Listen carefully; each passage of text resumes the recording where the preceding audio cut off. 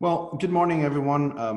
I'm Sebastian Garcia. I'm the director of the Department of Evidence and Intelligence for Action in Health at the Pan American Health Organization, the WHO office for the Americas. And I'm just basically going to steal these couple of minutes from Ian's presentation to introduce him briefly and highlight the importance of collaborating centers and what we do from multilateral agencies such as PAHO and WHO in strengthening the work that we do through these collaborations, particularly with Dr. Ian Brooks, who is the director of the Center for Health Informatics at the University of Illinois in the United States.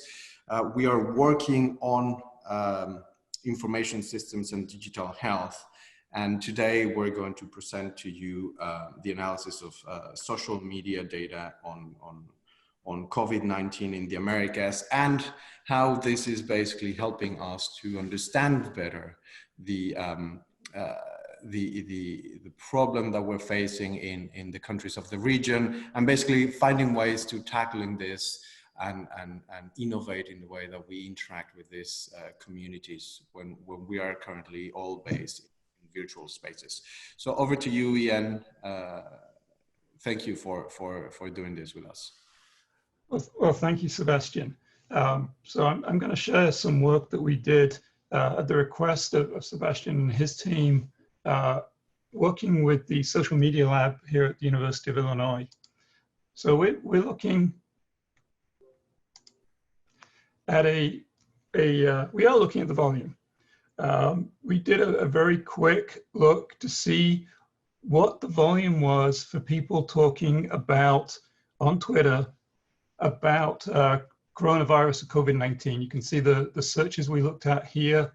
You can see there's the volume just shot up in the middle of early of March from about 7 million posts a day to about 30 million posts a day. So we were wondering, what was the event that caused this? The Italian lockdown. So even though we're looking at posts that are in primarily English, and I'll show that in a minute, it was not until Italy went into lockdown that the social media discussion really took off. And it peaked a few days later when the national emergency was declared in the United States. It settled down to about 12 million posts a day since then. So digging a little deeper, where the posts actually come from, we've got 106 million of them from the United States. It's about a third. Interestingly, where the rest of them come from, it's a little surprised to see so many using the Latin alphabet, which is all that we are searching from Indonesia and Malaysia. We were not able to do in this particular study, and because we were asked to look in the Americas, we didn't look at the discussion in Mandarin, Korean, Japanese, or any of the other Eastern languages. We have some groups doing that separately. So looking at the demographics, there were a few surprises that so many of the posts were coming from the over 35 community, a lot from the under 17s, as you might expect, naively with the age distribution of Twitter use. We are still seeing roughly 50-50 split between male, female users. Again, that's a little heavier towards the male than we often see. The simple word cloud, the predominant there is clearly talking about the virus itself, about coronavirus. If you look around some of the edges, you'll see discussion of the countries, Brazil, China, Italy, Spain is here, New York. So mostly talking about the virus itself, some talking about geographic, a few talking about presidents and leaders, but the vast majority is talking specifically just in general about the virus. So we went in and broke this down a little bit further, just looking at posts that we could geolocate to countries in the Americas. We pulled some samples of 10,000 posts from each of the countries that was active with their ministries of health in the region, and looked at what were the most common single words, combinations of 2 words, and combinations of 3 words. There's some interesting observations in here that the English and Spanish are very similar. The predominant discussion is about coronavirus 19, coronavirus cases.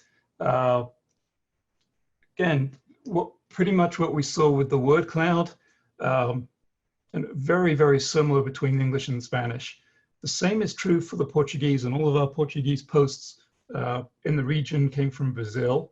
That the single and 2 word combinations are mostly also coming about just very general conversations about COVID-19 and the new coronavirus. When we look at the 3 word combinations, though, we do see a difference. The most common in the sample we picked was about the genome sequence of the coronavirus, which was quite a surprise. And then several of the others were looking at and discussing fake news, which we did not see in the English or the Spanish. So we're still digging into this, understanding whether this was a sampling bias, but for these random samples, this was quite striking to us. We're not showing the influences for issues of time, but it was also noticeable that when we looked on the global setting, the top influences were split between politicians, news agencies, and a few influencers. In the Americas, the top influencers were all heads of state. Should also say here that we're not seeing WHO or CDC as one of the top words. Probably WHO, because it's very challenging to do because of its other uses of very common word in English. So then we looked at what were the hashtags that were actually being used by the ministries of health. The first thing we noticed was that half of the ministries of health in the Americas either do not have or are not using Twitter. Some of the accounts that are registered have not been used in 2 years. So if we look at all tweets, and these include ones from the Ministry of Health, the most common are the ones, again, that you would expect. The hashtags are coronavirus, COVID-19, and its various punctuation formats, flatten the curve, and pandemic.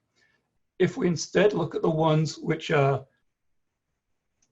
can be most identified with ministries of health, we get things that are very different. We also notice that when we look at the Ministry of Health tweets, there's a lot of non-COVID-19 messaging mixed in. So International Water Day, information on random vaccine campaigns. So what we're starting to discuss with Sebastian and his team is whether it would make sense to recommend that for maximum communication, ministries of health use both the tweets, the hashtags which are most commonly used by everybody, but to identify themselves, come up with a series of hashtags which are identifiable to ministries of health, like some of the ones you see on the right. So this is a very, very quick summary of some work we're just starting to do. A lot of it is at this point still anecdotal. And at that, I will end. Thank you.